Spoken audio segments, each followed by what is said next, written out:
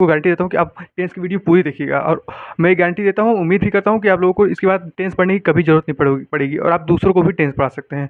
तो बिना किसी बातचीत किए वीडियो को स्टार्ट कर। Hello everyone, my name is Dhruv Tiwari. उम्मीद करता हूँ कि आप सभी लोग अच्छे होंगे।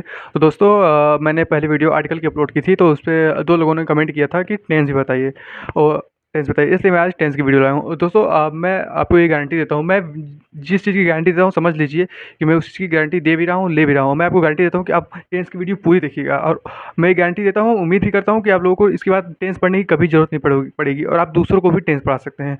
तो बिना किसी बातचीत किए वीडियो को स्टार्ट करते हैं, हमें वीडियो ज़्यादा लंबी नहीं करनी है। ओके, तो आइए देखते हैं टेंस। टेंस का मतलब होता है काल यानी समय, ठीक। काल यानी समय। टेंस वे होते हैं जो हमें बताते हैं कि कौन सा काम किस समय में हुआ। टेंस मतलब वो होते हैं जो हमें बताते हैं कि कौन सा काम किस समय में हुआ। मतलब tense equal to work plus time. जैसे एग्जांपल देखिए, मैं पढ़ाता हूँ। अच्छा, टाइम कितने time, work work equal to time. Work मतलब समझ सकते हैं आप, वर्क मतलब काम होता है, टाइम मतलब समय। अच्छा, समय कितने तरीके हो सकते हैं? 3 तरीके के, जो बीत गया, जो चल रहा है या फिर जो आएगा, ठीक। तो समय जो आएगा, जो बीत गया, जो चल रहा है, समय तो 3 होते हैं, ठीक। चाहे आप कितनी भी रिसर्च कर लेकिन समय 3 ही निकल के आएंगे, जो बीत गया, जो चल रहा है, जो आएगा। और काम तो बहुत सारे हो सकते हैं। जैसे एग्जांपल देखिए, मैं पढ़ाता हूँ, मैं अभी आपको लोगों को पढ़ाता हूँ, मैं पढ़ाता हूँ मतलब ये मैं पढ़ाता हूँ। देखिए, इसमें 2 काम हो रहे हैं। पहला तो पढ़ाने का, और पढ़ाने का काम अभी हो रहा है। और दूसरा देखिए, मैं पढ़ाता हूँ, इसमें भी 2 काम। पहला तो पढ़ाने का, दूसरा ये कब पढ़ा है, पढ़ाता था, मतलब अब नहीं पढ़ाता है। ये पढ़ाने का, इसमें मैं पढ़ाऊँगा, इसमें भी पढ़ाने का काम हो रहा है। और समय कौन सा, पढ़ाएगा, मतलब इन फ्यूचर में। मतलब 2 चीज़ें, मतलब टेंस उसे कहते हैं जिसमें भी काम भी हो रहा है और वो काम कब हुआ था या फिर कब हो रहा है या फिर कब होगा, ठीक। ये बताते हैं, ठीक। ओके, तो टेंस टेंस 3 तरह के हो, और टेंस आप सभी जानते हैं टेंस 3 तरह के होते हैं। और टेंस के 4 भाग होते हैं। पहला तो इंडिफिनिट टेंस, अनिश्चित काल। कंटिन्यूअस टेंस, जो चल रहा हो या फिर जारी हो। परफेक्ट टेंस, निश्चित काल। परफेक्ट कंटिन्यूअस टेंस, निश्चित भी और जारी भी। मतलब इंडिफिनिट टेंस में आपने सुना होगा इंडिफिनिट। डिफिनिट मतलब डिफिनिटली करूंगा, डेफिनेट करूंगा। इंडिफिनिट मतलब नहीं। इंडिफिनिट का मतलब होता है अनिश्चित। अनिश्चित मतलब जो निश्चित ना हो। कंटिन्यूअस का मतलब जो जारी हो, चल रहा हो। जैसे मैं आपको पढ़ा रहा हूँ, मतलब पढ़ाने का काम चल रहा है, ठीक। अनिश्चित, मैं आपको पढ़ाता हूँ, कब पढ़ाता हूँ मतलब अभी वर्तमान में पढ़ाता हूँ, ये मेरी आदत है, लेकिन मैं पढ़ा रहा हूँ, अभी ये मैं पढ़ा रहा हूँ, ये कंटिन्यूअस हो गया। ये परफेक्ट टेंस, मैं आपको मैं आपको पढ़ाया हूँ, मैंने पढ़ा दिया है। परफेक्ट में हो चुका है काम, मैं आपको पढ़ा दिया। और परफेक्ट कंटिन्यूअस में निश्चित भी और जारी भी। इसको आप ऐसे नहीं समझ पाएंगे, इसके लिए हम जब एक्सरसाइज कराएंगे, प्रैक्टिस कराएंगे, तब आप समझ सकेंगे। ओके, तो चलिए हम नेक्स्ट टॉपिक पे चलते हैं। तो दोस्तों, अब हम वीडियो के उस पार्ट में हैं जहाँ हमें आपका 100% कंसंट्रेशन चाहिए, ठीक है। ओके, तो हम टेंस पढ़ें, पहले हम प्रेजेंट टेंस पढ़ेंगे, ठीक है। प्रेजेंट टेंस में भी 4 भाग होते हैं, indefinite, continuous, perfect, perfect continuous, ठीक है। इंडिफिनिट में जो होती हैं उसमें मेन वर्ब की फर्स्ट फॉर्म लगती हैं, ठीक। कंटिन्यूअस में मेन वर्ब के साथ आईएनजी लगती हैं। परफेक्ट में मेन वर्ब की थर्ड फॉर्म लगती हैं। और परफेक्ट कंटिन्यूअस टेंस में हैज़ बीन या हैव बीन के साथ आईएनजी फॉर्म लगती है, ठीक है। दोस्तों, पहला हमारा present indefinite tense. Present indefinite tense, ये इसका स्ट्रक्चर। प्रेजेंट इंडेफिनिट टेंस में भी 4 होते हैं। पहला अफर्मेटिव, दूसरा जो अफर्मेटिव जिसे सिंपल बोलते हैं, ठीक है। दूसरा होता है हमारा नेगेटिव, जिसमें नहीं आता है। तीसरा इंटरोगेटिव, ठीक, जिसमें प्रश्नवाचक चिन्ह का, क्यों नहीं, ऐसे से होते हैं, ठीक। तो पहला हमारा अफर्मेटिव, ये है स्ट्रक्चर। बच्चों, आप स्ट्रक्चर को हर जगह नोट करते जाइएगा, स्ट्रक्चर को हर जगह। पहला स्ट्रक्चर हमारा, पहले सब्जेक्ट आता है, फिर मेन वर्ब की फर्स्ट फॉर्म, फिर यस या ईएस, फिर प्लस ऑब्जेक्ट। अब हम बात करते हैं यस या ईएस का, इसके साथ आता है। यस जो आता है हमारा, वो आता है प्लूरल सब्जेक्ट के साथ, और जो ईएस आते हैं वो हमारे सिंगुलर सब्जेक्ट के साथ। अब आप कहेंगे सिंगुलर सब्जेक्ट, प्लूरल सब्जेक्ट क्या होते हैं? तो सिंगुलर सब्जेक्ट में हम पहला होता है कि सिंगुलर में जो होते हैं एक वचन, ठीक, एक वचन। और प्लूरल जो होते हैं वो बहुवचन होते हैं, ठीक। जैसे एग्जांपल, मैं पढ़ाता हूँ, आई टीच, आई पहला जो इसमें है, आई के साथ देखिए, आई के साथ आई को प्लूरल ही माना गया है, भले ये सिंगुलर बात, लेकिन इसे माना गया है प्लूरल। आई टीच, ठीक। फिर वह गाना गाता है, ही सिंग्स अ सॉन्ग। देखिए, ये जो ही है, ये सिंगुलर सब्जेक्ट में आता है, ठीक है। इसलिए इसमें जो सिंग की बात है, यस हमने यस लगा दिया, he sings a song. Rahul पढ़ता है, राहुल रीड्स, ठीक। राहुल रीड्स, राहुल भी सिंगुलर है, इसलिए हमने रीड के बाद यस लगा दिया, ठीक। फिर इसके बाद हमारा आता है नेगेटिव। ये है नेगेटिव का स्ट्रक्चर, सब्जेक्ट, फिर डू या डज, फिर not, plus main of subject form, ठीक है। जैसे हमारा अफर्मेटिव में यस या ईएस आता था, उसी तरह नेगेटिव हमारा डू या डज आता है। अब हम बात करेंगे डू और डज किसके साथ आता है। डू होता है हमारा प्लूरल सब्जेक्ट के साथ, यानी बहुवचन के साथ, ठीक। और जो हमारा डज होता है वो सिंगुलर यानी एक वचन के साथ। जैसे एग्जांपल, मैं नहीं पढ़ाता हूँ, आई डू नॉट रीच। जैसे मैंने बताया कि आई को प्लूरल ही माना गया, यानी बहुवचन, तो आई के साथ डू आएगा, आई डू नॉट रीच। वह गाना नहीं गाता है, he does not sing a song. जैसे वह जो है सिंगुलर है, तो ही इसका साथ डज, ही डज, फिर नॉट, सिंग सॉन्ग, ठीक। राहुल नहीं पढ़ता है, राहुल सब्जेक्ट हो गया, राहुल, फिर सिंगुलर है तो इसके साथ डज, फिर नॉट, फिर रीड, ठीक, रीड, फिर ऑब्जेक्ट, ठीक, ओके। तो दोस्तों हमने प्रेजेंट इंडेफिनिट का अफर्मेटिव और नेगेटिव पढ़ लिया है। अब हम पढ़ेंगे इंटरोगेटिव और इंटरोगेटिव नेगेटिव, ठीक है। तो पहला हमारा इंटरोगेटिव का स्ट्रक्चर है डू या डज हेल्पिंग वर्ब, फिर सब्जेक्ट, फिर मेन वर्ब की फर्स्ट फॉर्म, फिर ऑब्जेक्टिव, फिर इसके बाद दोस्तों हमारा डबल डबल ऑब्जेक्ट जाता है। इंटरोगेटिव का जो डबल इंटरोगेटिव होता है, जो इंटरोगेटिव होता है वो पहले पहले क्या से शुरू होता है, ठीक है। लेकिन जो डबल मतलब क्वेश्चन वर्ड से शुरू होता है, लेकिन जो डबल इंटरोगेटिव होता है इसमें क्वेश्चन वर्ड बीच में आता है, ठीक है। एग्जाम्पल समझते हैं।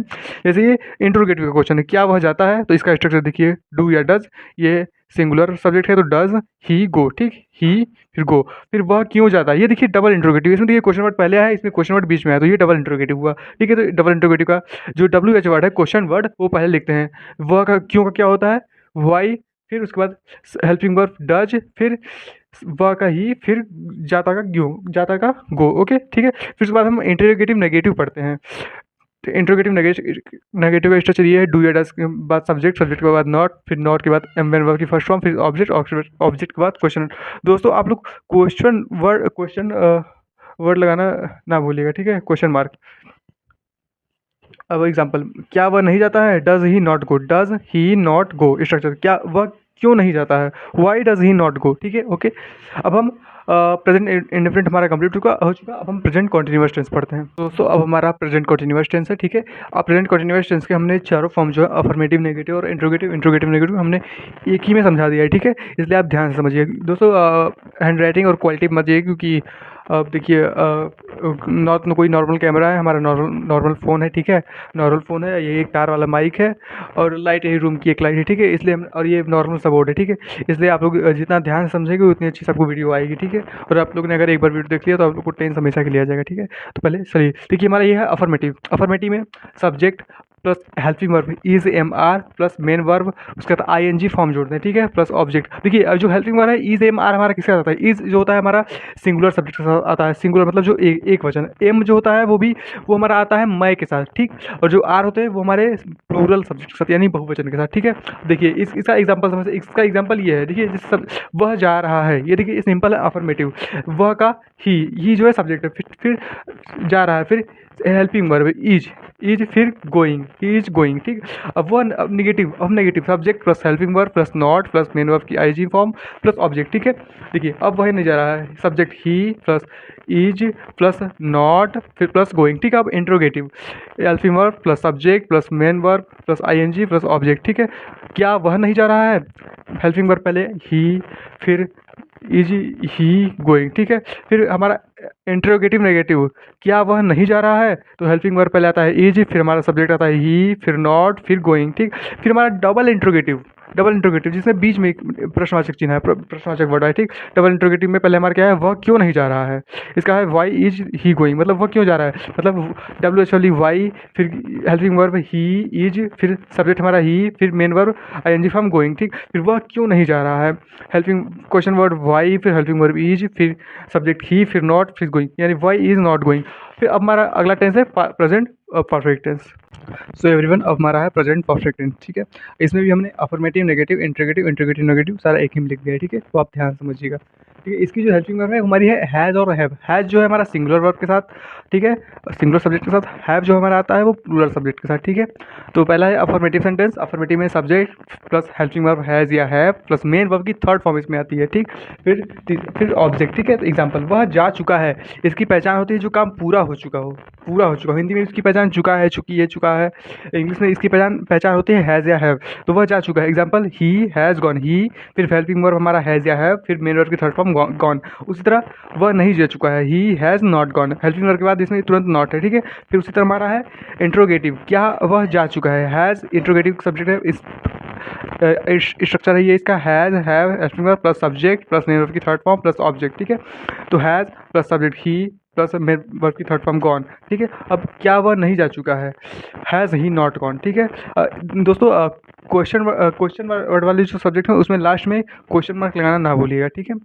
अब हमारा प्रेजेंट परफेक्ट हो चुका। अब हमारा प्रेजेंट परफेक्ट कॉन्टिन्यूअस टेंस, अब हमारा है present perfect continuous tense, okay. Present perfect continuous tense में जो काम पूरा भी हो चुका हो, पूरा हो रहा हो और उसमें समय भी निश्चित हो कि वह काम कितने बजे से चल रहा है, कितने बजे सुबह है, ये हमारा प्रेजेंट परफेक्ट कॉन्टिन्यूअस टेंस है। Affirmative subject plus helping verb has या have plus been plus main verb की ING form plus object plus since या फॉर प्लस टाइम। दोस्तों इसमें सिंस या फॉर, सिंस मतलब जो समय निश्चित हो और फॉर मतलब जो समय अनिश्चित हो। जैसे फॉर वह 4 साल पहले आया था, 4 साल पहले कब, वो 1 महीने से पढ़ रहा है, 1 महीने से कब, जैसे और ये तो इसके लिए फॉर लगेगा, ठीक। और अगर जो निश्चित समय हो वह 1 जनवरी से पढ़ रहा है, वो 1 जनवरी से आ रहा है, तो यह निश्चित हुआ, ठीक है। तो एग्जाम्पल अफर्मेटिव का एग्जाम्पल देखते हैं। वह सुबह से जा रहा है, ठीक। He has been going since morning, सुबह से यह समय निश्चित है, ठीक है, ये सुबह से जा रहा है, सुबह से, ठीक, ये समय निश्चित है, ठीक। He has been going since morning, देखिए ही सब्जेक्ट ही, हेल्पिंग वर्ब हैज़, फिर बीन, फिर मेन वर्ब की आईएनजी फॉर्म गोइंग, फिर सिंस, फिर मॉर्निंग, ठीक। उसी तरह वह सुबह से नहीं जा रहा है। देखिए अफर्मेटिव का जो नेगेटिव में आता है तो उसमें हम करते क्या है कि हेल्पिंग वर्ब के बाद तुरंत, हेल्पिंग वर्ब के बाद तुरंत हम नॉट लगाते हैं। इसमें भी हमने हैज़ है के बाद, अब इसमें हमने यहाँ पे एन नहीं लिखा है बीन के बाद, ठीक है।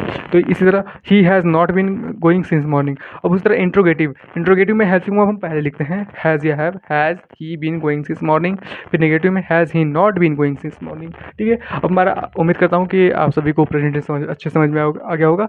अब हम पढ़ते हैं पास्ट टेंस।